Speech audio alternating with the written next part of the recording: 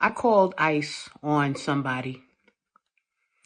This Jamaican lady, she has this restaurant. I can't tell you what town it's in, but very nasty attitude. I went in to buy a dinner about 3 weeks ago, and she gave me some burnt up rice. Now, I paid about $27 for this dinner. Viral social media video described an incident where an American woman claimed she called U.S. Immigration and Customs Enforcement, ICE, on a Jamaican restaurant owner following a dispute over food quality.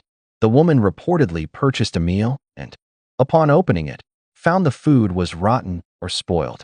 She requested a refund or exchange, which the restaurant owner allegedly refused, leading to a heated argument. After the owner denied her request, the woman reportedly claimed she deduced the owner did not have legal status and contacted ICE as a form of retaliation.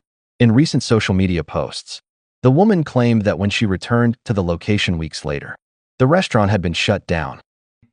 Now, when I got to my car and opened up the meal, the container was stinking.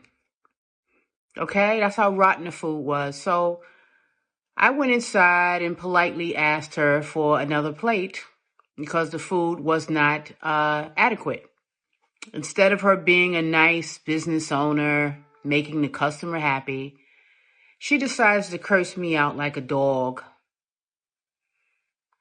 Her attitude was so nasty, very nasty. So I already figured she was in this country illegally because she has this heavy accent. I can tell. I knew that she was here illegally, her and her husband.